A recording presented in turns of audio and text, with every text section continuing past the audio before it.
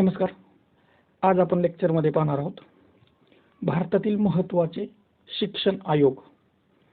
त्यामध्ये स्वातंत्र्यपूर्व काळातील शिक्षण आयोग आणि स्वातंत्र्यानंतरचे शिक्षण आयोग, कमिशन ऑन एज्युकेशन. तर पाहूया शिक्षण.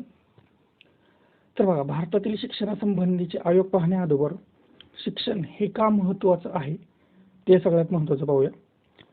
तर बघा, विकसित देशांचा विकास हा शिक्षणाच्याच मार्फत झाला आहे.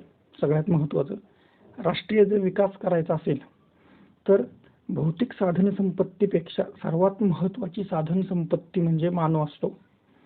आणि ज्याप्रमाणे कोणत्याही इमारतीचा पाया मजबूत असल्याशिवाय ती इमारत मजबूत असू शकत नाही, त्याचप्रमाणे माणूस व शिक्षण या दोन्ही बाजू विकसित झाल्याशिवाय राष्ट्रविकास होऊ शकत नाही. माणसाला जर विकसित करायचं असेल तर त्याला सगळ्यात महत्त्वाचं शिक्षण द्यावं लागतं. शिक्षण हे समाज परिवर्तनाचं हत्यार आहे. सगळ्यात महत्त्वाचं, जर समाजाचं परिवर्तन करायचं असेल तर सर्वात जास्त वापर ज्याचा उपयोग होतो ते आहे शिक्षण. उत्कृष्ट नागरिक हा शिक्षणाच्या माध्यमातून घडवता येतो. भावी सक्षम नागरिक घडवण्यास शिक्षण मदत करत असतं. म्हणून शिक्षण हे खूप महत्त्वाचं आहे. एखाद्या देशाच्या संदर्भातून सर्व शिक्षणाचा आधारस्तंभ या भूमिकेतून प्राथमिक शिक्षणाकडे पाहिलं जातं. जर सगळ्यात जास्त जर आधार कोणत्या शिक्षणाचा असेल तर ते प्राथमिक शिक्षण आहे. म्हणूनच भारतीय घटनेमध्ये 6 ते 14 वयोगटातील मुलांना मोफत आणि सक्तीचं शिक्षण, सार्वत्रिक शिक्षण केलं आहे. त्या मुलाला मोफत आणि सक्तीचं केलं आहे. ब्रिटिशांच्या काळात जेवढा विकास शिक्षणाचा व्हायला पाहिजे होता तेवढा काही झाला नाही, कारण त्या काळामध्ये पाश्चिमात्य संस्कृतीचाच आपल्या शिक्षण पद्धतीवर खूप प्रभाव पडला होता. त्यावेळी नोकरदार बनण्याचं शिक्षण होतं, म्हणजे त्यातून फक्त नोकरदार घडत होते. तर सक्षम नागरिक बनण्याचं शिक्षण त्या काळात ब्रिटिशांनी दिलं नाही. त्यांना फक्त नोकर तयार करायचे होते. त्यासाठी त्यांनी हे शिक्षणात तसंच केलं आणि शिक्षण ते आपल्या भारतीय समाजावर ते रुजवलं, बिंबवलं. त्यामुळे स्वातंत्र्योत्तर काळात शिक्षणासाठी विविध आयोग व समित्या तयार झाल्या आणि त्यानुसार शिक्षणामध्ये अधिकाधिक बदल होत गेले. तर बघा, स्वातंत्र्यपूर्व आणि स्वातंत्र्योत्तर काळातल्या शिक्षण आयोगात कोणकोणते शिक्षण आयोग नेमण्यात आले होते ते पाहूया. प्रथमतः स्वातंत्र्यपूर्व काळ. तर स्वातंत्र्यपूर्व काळामध्ये चार्टर ॲक्ट हा 1813 मध्ये करण्यात आला होता. यामध्ये शिक्षण हे पाश्चिमात्य असावं की पारंपरिक असावं याच्यामध्ये वाद झाला. 1813चा चार्टर ॲक्ट. त्यानंतर आला लॉर्ड मॅकॉलेचा जाहीरनामा, हा 1834 मध्ये आला. त्यातूनच भारतीय शिक्षण पद्धतीची सुरुवात झाली. जर सुरुवात कुठून मानावं लागेल भारतीय शिक्षण पद्धतीची, तर ही सुरुवात झाली लॉर्ड मॅकॉले यांच्या जाहीरनाम्यातून. या अहवालाला लॉर्ड बेंटिंक यांनी मान्यता दिली होती. लॉर्ड बेंटिंक होते त्यावेळेस. त्यानंतर आला वूडचा खलिता, हा 1854 मध्ये आला. या अहवालामध्ये सर चार्ल्स यांनी पाश्चिमात्य ज्ञानावर भर द्यावा यावर शिफारस केली होती. पाश्चिमात्य ज्ञानावर भर. वूडच्या खलिताने कशावर भर दिला होता? पाश्चिमात्य ज्ञानावर भर दिला होता. तसेच मद्रास, कलकत्ता, मुंबई या विद्यापीठाची स्थापना सुद्धा वूडच्या खलिताने केली होती. कलकत्ता, मुंबई आणि मद्रास. यानंतर आला हंटर आयोग, हा 1882 मध्ये स्थापन झाला. हंटर आयोगापुढेच महात्मा फुले यांनी आपली कैफियत मांडली होती. हंटर आयोग 1882 मध्ये. हंटर आयोग लॉर्ड रिपन यांनी मांडला होता. सगळ्यात महत्त्वाचा, हा आयोग मांडला कोणी? तर लॉर्ड रिपन यांनी हा आयोग मांडला होता. यामध्ये प्राथमिक, माध्यमिक, विद्यापीठीय शिक्षण, स्त्री शिक्षण यांवर भर होता.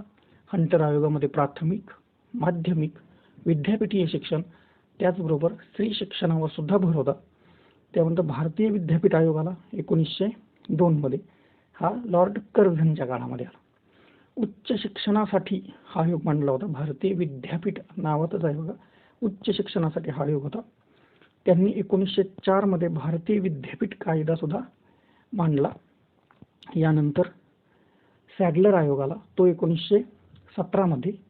सर मायकेल सॅडलर यांनी हा आयोग आणला होता. त्याचे ते अध्यक्ष होते. त्यानुसार त्याचं नावही ठेवण्यात आलं, सॅडलर आयोग, 1917 मध्ये. यांनी शिक्षणामध्ये विविध मार्गांनी विकास कसा करावा याबाबत शिफारशी सुचवल्या होत्या. विविध मार्गांनी शिक्षणाचा विकास केला पाहिजे यासाठी काही शिफारशी ह्या सॅडलर आयोगाने सुचवल्या 1917 मध्ये. वर्धा शिक्षण आयोग यानंतर 1937 मध्ये मांडण्यात आला. याचे अध्यक्ष होते डॉक्टर झाकीर हुसेन. वर्धा शिक्षण पद्धती अध्यक्ष होते डॉक्टर झाकीर हुसेन 1937 मध्ये. वर्धा शिक्षण योजनेची स्थापना ही महात्मा गांधी यांनी केली होती. महात्मा गांधींच्या संदर्भात वर्धा शिक्षण पद्धती येते. ही योजना मूल उद्योगी शिक्षण, बेसिक शिक्षण पद्धती, नई तालीम या नावाने ओळखली जाते. मूल उद्योग, बेसिक शिक्षण पद्धती, बेसिक शिक्षण देण्याकडे महात्मा गांधींचा जास्तीत जास्त कल होता. यानंतर पहा, यामध्ये आणखीन स्वावलंबी शिक्षण होतं, विद्यार्थी केंद्रीय शिक्षण होतं, स्वाश्रयी शिक्षण होतं, हस्तव्यवसाय शिक्षण, नैतिक शिक्षण, तसंच मातृभाषेतून शिक्षण. वर्धा शिक्षण पद्धतीने प्रथम सांगितलं की मुलांना जास्तीत जास्त मातृभाषेतून शिक्षण दिलं पाहिजे. 7 ते 14 वयोगटातील मुलांना मोफत आणि सक्तीचं शिक्षण, त्याचबरोबर मातृभाषेतून शिक्षण देणं गरजेचं आहे. यानंतर स्वातंत्र्योत्तर काळामध्ये राधाकृष्णन आयोगाला पहिलाच तो स्थापन झाला 4 नोव्हेंबर 1948 मध्ये. डॉक्टर राधाकृष्णन यांच्या अध्यक्षतेखाली केंद्रीय शिक्षण सल्लागार मंडळानं या आयोगाची स्थापना केली. याचे अध्यक्ष होते डॉक्टर राधाकृष्णन. हा आयोग उच्च शिक्षणासाठी व माध्यमिक शिक्षणाची पुनर्रचना करण्यासाठी स्थापना झाला. उच्च शिक्षणाबरोबरच माध्यमिक शिक्षणाची पुनर्रचना करण्यासाठी हा आयोग स्थापन करण्यात आला. हा आयोग स्वातंत्र्य प्राप्तीनंतरचा पहिला आयोग होता. स्वातंत्र्यानंतर पहिलाच आयोग राधाकृष्णन आयोग. याच्यामध्ये काय सांगितलं होतं तर त्यांनी सांगितलं होतं मातृभाषेमध्ये शिक्षण द्या, मातृभाषेला महत्त्व दिलं होतं. त्याचबरोबर स्त्री शिक्षणाला भर दिला होता. संस्कृती संवर्धन यावर सुद्धा भर देण्यात आला होता या राधाकृष्ण आयोगानुसार. नंतर आला मुदलियार आयोग. मुदलियार आयोग यामध्ये माध्यमिक शिक्षण, या मुदलियार आयोगालाच माध्यमिक शिक्षण आयोग असं संबोधलं गेलं. मुदलियार आयोगाने जास्तीत जास्त शिफारशी ह्या माध्यमिक शिक्षणासंदर्भात केल्या होत्या, म्हणून त्याला माध्यमिक शिक्षण आयोग असं संबोधण्यात आलं मुदलियार आयोगाला. याचे अध्यक्ष होते डॉक्टर अल्लादी लक्ष्मण स्वामी मुदलियार. डॉक्टर अल्लादी लक्ष्मण स्वामी मुदलियार यांनी 1952 ते 53 साली हा आयोग स्थापन केला होता. याच्यामध्ये महत्त्वाच्या बाबी काय होत्या मुदलियार आयोगामध्ये? शालेय शिक्षणाचा कालावधी 12 वर्षावरून 11 वर्षावर आणण्याची शिफारस केली होती. हे महत्त्वाची शिफारस केली यांनी की शालेय शिक्षणाचा कालावधी जो 12 वर्षाचा होता तो 11 वर्षावर आणण्याची शिफारस केली मुदलियार आयोगाने. त्याचप्रमाणे बहुउद्देशीय शाळा असाव्यात हे सुचवण्यात आलं. विद्यार्थ्यांसाठी परीक्षा या व्यक्तिनिष्ठ नसाव्यात तर वस्तुनिष्ठ असाव्यात, गुणांऐवजी श्रेणी द्यावी, हेही ह्या मुदलियार आयोगानं सांगितलं. यानंतर त्याचबरोबर मातृभाषेतून शिक्षण द्यावं. 3+3+1 म्हणजेच 3 वर्ष माध्यमिक, 3 वर्ष उच्च माध्यमिक आणि 1 वर्ष 11वीचं असावं, असं संरचना या आयोगानं मुदलियार आयोगानं मांडली. या आयोगामध्ये शिक्षकाच्या सेवा शर्तीत सुधारणा घडवली गेली. शिक्षकांसंदर्भातही यामध्ये सुधारणा घडवली. त्यानंतर आला दुर्गाबाई देशमुख आयोग. हा 1958 साली स्त्री शिक्षणासाठी पहिला महत्त्वाचा आयोग. स्त्री शिक्षणासाठी हा पहिलाच महत्त्वाचा आयोग होता दुर्गाबाई देशमुख आयोग. त्यावेळी सरोजिनी बाबर या आयोगाच्या सचिव होत्या. सचिव कोण होत्या? सरोजिनी बाबर. हा आयोग 1959 साली सादर झाला. याच्या शिफारशी काय केल्या होत्या बघा? स्वतंत्र स्त्री शिक्षण विभाग स्थापन करावा. स्वतंत्र स्त्री शिक्षण विभाग स्थापन करण्यात यावा. स्त्री शिक्षण समिती नेमावी. शिक्षकांना प्रशिक्षण द्यावं. स्त्रियांसाठी व्यवसाय शिक्षण द्यावं. अंशकालीन शिक्षण पद्धती असावी. याच्यामध्ये अंशकालीन शिक्षण पद्धती असावी अशा शिफारसी या दुर्गाबाई देशमुख आयोगाने केल्या. यानंतरला कोठारी आयोग. हा सगळ्यात महत्त्वाचा आयोग. 1964 ते 66 दरम्यान कोठारी आयोग आला.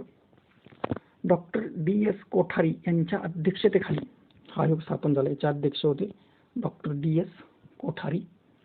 या आयोगामध्ये शैक्षणिक विस्तार व गुणवत्ता यावर भर दिला.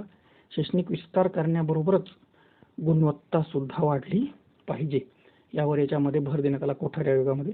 डॉक्टर कोठारी यांच्या मते देशाचं भवितव्य हे वर्गातून घडत असतं. यामुळे शिक्षणातून देशाचा विचार यासाठीच याच्यामध्ये शिफारशी केल्या गेल्या की जे देशाचं भविष्य आहे ते सगळं कुठं आहे तर शाळेच्या वर्गामध्ये आहे आणि त्यातूनच ते भविष्य घडतं. म्हणून हे वर्ग सक्षम करणं गरजेचं आहे असं डॉक्टर कोठारी यांनी मांडलं. त्यासाठी त्यांनी शिफारशी केल्या. त्रिभाषा सूत्राचा विचार केला.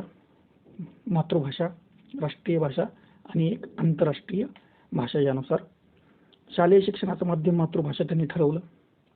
आश्रमशाळांत वाढ केली. स्त्री विभाग स्वतंत्र असावेत ही शिफारस मांडली.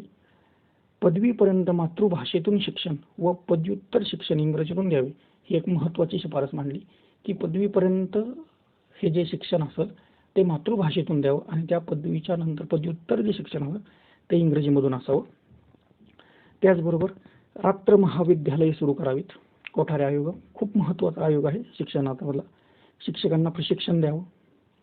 विद्यापीठांच्या संख्येत वाढ करून ठराविक महाविद्यालयांना स्वायत्तता द्यावी.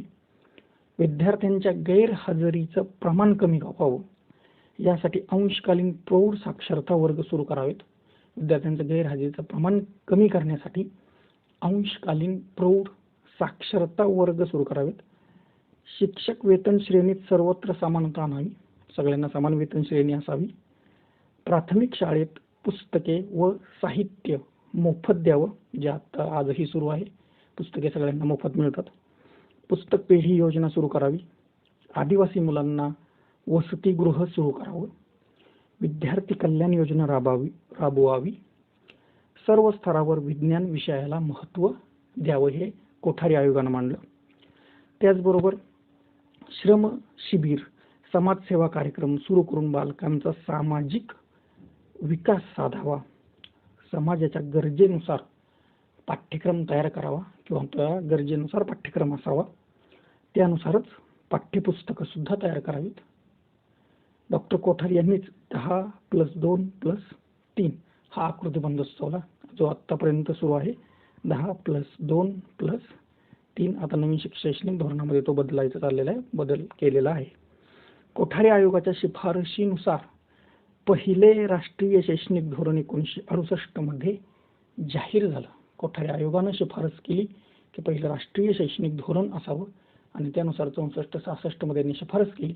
1968 मध्ये पहिलं राष्ट्रीय शैक्षणिक धोरण जाहीर झालं. तर बघा पहिले राष्ट्रीय शैक्षणिक धोरण काय होतं 1968 ला. अध्यक्ष कोण होतं तर डॉक्टर त्रिगुणा सेन यांच्या अध्यक्षतेखाली आयोग स्थापन झाला. डॉक्टर त्रिगुणा सेन. यामध्ये काय आहे बघा तर ह्या पहिल्या राष्ट्रीय शैक्षणिक धोरणाने शिफारशी कोणत्या केल्या. यामध्ये मूल्यमापन पद्धतीत सुधारणा करावी. यांनी जी मूल्यमापन पद्धती आतापर्यंत होती त्यामध्ये काही सुधारणा सुचवल्या. प्राथमिक शाळांत गळती नापासाचे प्रमाण कमी करण्यासाठी कार्यक्रमांची आखणी करावी. पाठ्यपुस्तकाचा गुणात्मक विकासावर भर द्यावा. माध्यमिक शाळांना 5वी ते 7वीचे वर्ग जोडावेत. ही एक महत्त्वाची शिफारस. 5वी ते 7वीचे वर्ग हे माध्यमिक शाळांना जोडावेत. प्रत्येक बालकाला चालत जाता येईल एवढ्या अंतरावर प्राथमिक शाळा असावी. हा एक महत्त्वाची शिफारस केली. 1968 मध्ये पहिलं राष्ट्रीय शैक्षणिक धोरण आलं त्यानुसार की प्रत्येक बालकाला चालत जाता येईल एवढ्या अंतरावर कमीत कमी प्राथमिक शाळा असावी. कार्यानुभव विषयावर भर द्यावा. आदी गोष्टी यांनी सुचवल्या. त्यानंतर ईश्वरभाई पटेल पुनर्विलोकन समिती राष्ट्रीय शैक्षणिक धोरण 1968 मध्ये या धोरणाचा परिणामांचा अभ्यास करण्यासाठी काय शिफारशी द्यायचा अभ्यास करण्यासाठी गुजरात विद्यापीठाचे कुलगुरू ईश्वरभाई पटेल यांच्या अध्यक्षतेखाली ही समिती स्थापन केली गेली. यांनी काय शिफारशी केल्या बघा. औपचारिक व अनौपचारिक शिक्षणावर भर दिला गेला. अभ्यासक्रमात लवचिकता असावी. पर्यायी शिक्षण यावर सुद्धा भर दिला. पहिली ते चौथी गृहपाठ नसावा हा एक महत्त्वाचा मुद्दा मांडला ईश्वरभाई पटेल समितीनं की पहिली ते चौथीच्या मुलांना अजिबात गृहपाठ देऊ नये. समाज उपयोगी माध्यमातून शिक्षण द्यावे. प्राथमिक स्तरावर पाठ्यपुस्तके नसावीत. फक्त भाषेची पाठ्यपुस्तकं बोली भाषेत असावी. जी काही पाठ्यपुस्तक असतील ती सुद्धा मुलांच्या परिस्थितीनुसार त्यांच्या याच्यानुसार बोली भाषेत असावी, सामाजिक स्तरानुसार सर्वांना शिक्षणाची समान संधी असावी, अशा ह्या शिफारशी या ईश्वरभाई पटेल समितीने केल्या. यानंतर माल्कम आदिशेषा समिती स्थापन झाली. आता ही समिती कशासाठी होती तर उच्च माध्यमिक स्तरावर व्यावसायिक शिक्षण प्रश्नाचा अभ्यास करण्यासाठी 1977 मध्ये माल्कम आदिशेषा समिती स्थापन झाली. यांच्या अध्यक्षतेखाली ही समिती नेमली गेली. या समितीद्वारे शेती, ग्रामीण उद्योग, व्यवस्थापन यांवर भर दिला गेला. तसं तर व्यावसायिक शिक्षण माल्कम आदिशेषा समितीमध्ये व्यावसायिक शिक्षणावर सगळ्यात जास्त भर दिला व सर्वसाधारण शिक्षण हे 2 पर्याय उपलब्ध असावेत. राष्ट्रीय व राज्यस्तरीय व्यावसायिक शिक्षण परिषद असावी हे सुचवलं गेलं. व्यावसायिक शिक्षणावर तर जोर दिलाच, त्याचबरोबर राज्यस्तरीय आणि राष्ट्रीय स्तरावर सुद्धा व्यावसायिक शिक्षण परिषद असावी हे यांनी सुचवलं गेलं. यानंतर आली शालेय शिक्षण सुधार समिती. ही 1984 सालची समिती. ही महाराष्ट्राच्या संदर्भात होती. शालेय शिक्षण सुधार समिती पार्वतीबाई मलगोंडा यांच्या अध्यक्षतेखाली ही समिती स्थापन झाली.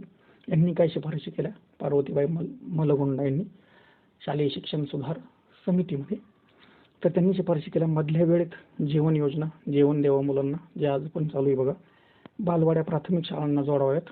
बालवाडी आणि प्राथमिक शाळा जवळजवळ असावी. 3 किलोमीटरच्या आत प्राथमिक शाळा असावी. यांनी सगळ्यात महत्त्वाची शिफारस केली की कमीत कमी 3 किलोमीटरच्या आत एक प्राथमिक शाळा असावी. तसेच शिक्षक प्रशिक्षित असावे. शिक्षक हे जे असतील ते प्रशिक्षित शिक्षक असावे. जर नसतील तर त्यांना प्रशिक्षण द्यावं. त्यानंतर राष्ट्रीय शैक्षणिक धोरण 1986 हे सगळ्यात महत्त्वाचं. राजीव गांधी यांच्या अध्यक्षतेखाली हे धोरण जाहीर झालं आणि यांनी काही शिफारशी केल्या बघा महत्त्वपूर्ण. 1986चं धोरण. नवोदय विद्यालयाची स्थापना. नवोदय विद्यालय काढण्यात आली प्रत्येक जिल्ह्यामध्ये एक. त्याप्रमाणे आता सध्या फायदा मुलांना मिळत आहे. उच्च शिक्षणात सर्वांना समान संधी असावी. शिक्षणाचा गुणात्मक विकासावर भर द्यावा. जे शिक्षण असेल ते नुसतं शिक्षणाचा विस्तार करण्याबरोबरच त्याची गुणात्मकता सुद्धा वाढली पाहिजे यासाठी प्रयत्न करावा. मुक्त विद्यापीठ प्रणाली असावी. आता यशवंतराव चव्हाण महाराष्ट्र मुक्त विद्यापीठ आहे. त्या मुक्त विद्यापीठातून भरपूर लोक काम करून शिकताय, काम करता करता शिक्षण घेत आहेत. प्रौढ व निरंतर कार्यक्रमावर भर असावा. प्रौढांचा सुद्धा शिक्षणासाठी विचार करावा ज्यांना शिक्षण बालवयात पूर्ण करता आलं नाही त्यांच्यासाठी. त्याचबरोबर स्त्री शिक्षणावर भर असावा. प्राथमिक स्तरावर कृषी प्रधान शिक्षण पद्धती असावी. कृषी प्रधान शिक्षण पद्धती असावी आणि परिस्थिती संदर्भात मुलांना व्यावसायिक शिक्षण सुद्धा देणं गरजेचं आहे. खडूफळा मोहीम हे 1986च्या धोरणामध्ये ठरलं. शिक्षणाचं सार्वत्रिकरण जास्तीत जास्त केलं पाहिजे. कोणीही शिक्षणाविना राहता कामा नाही. शालेय गळतीचं प्रमाण कमी करण्यासाठी योजना आणली. 6 ते 14 वर्षापर्यंत मोफत व सक्तीचं प्राथमिक शिक्षण द्यावं मुलांना हेही ठरवलं. माध्यमिक शिक्षणात व्यावसायिक शिक्षणाचा भर करण्यात आला. त्याचबरोबर शिक्षणाचं खाजगीकरण म्हणजे जास्तीत जास्त खाजगी संस्था त्यांना पण मान्यता देण्यात आली आणि त्यांची गुणवत्तावर लक्ष ठेवण्यासाठी शासनाचं नियंत्रण नसेल असंही ठरण्यात आलं. बघा 1952-53चा मुदलियार आयोग आणि यांनी शिक्षण मातृभाषेतूनच द्यावं अशी शिफारस केली होती. तसंच 1964-66 मध्ये कोठारी आयोगानं सुद्धा सांगितलं की प्राथमिक शाळा ही कमीत कमी 1 किलोमीटरच्या आत असावी. आणि तसंच 1986च्या राष्ट्रीय शैक्षणिक धोरणामध्ये प्राथमिक शिक्षणात खडूफळा मोहीम यावर भर देण्यात आला. त्याचमध्ये प्राध्यापक दवे यांनी प्राथमिक स्तरावर किमान अध्ययन पातळीची शिफारस केली. किमान अध्ययन पातळी कोणी शिफारस केली? दवे यांनी. सध्या भारतात 8वी पर्यंतचं हे 1ली ते 8वी पर्यंत मोफत शिक्षण दिलं जातं. त्याचप्रमाणे गुणात्मक आणि संख्यात्मक वाढ सुद्धा झाली आहे. आज आपण शिक्षण आयोग स्वातंत्र्यापूर्वी आणि स्वातंत्र्यानंतर कोणकोणते आहेत ते पाहिलं. आत्ता 2020 साली न्यू एज्युकेशन पॉलिसी आणलेली, नवीन शैक्षणिक धोरण आणलेलं आहे. त्याचं इम्प्लिमेंटेशन अजून बाकी आहे. कोरोनामुळे ते थांबलं. पुढच्या वर्षापासून त्याचं इम्प्लिमेंटेशन सुरू होईल. त्यासाठी प्रशिक्षण सुरू आहेत शिक्षकांचे आणि नवीन शैक्षणिक धोरणानुसार पुन्हा शिक्षणात बदल केले जाणार आहेत. शिक्षणाची संरचना बदलणार आहे. परिस्थितीनुसार आणि आधुनिक युगानुसार शिक्षण देण्याचा सरकार प्रयत्न करणार आहे. तर आज आपण पाहिलं शिक्षण आयोग स्वातंत्र्यापूर्वी आणि स्वातंत्र्यानंतरचे. व्हिडिओ आवडला असेल तर व्हिडिओ लाईक करा, शेअर करा आणि चॅनलला सबस्क्राईब करा. धन्यवाद.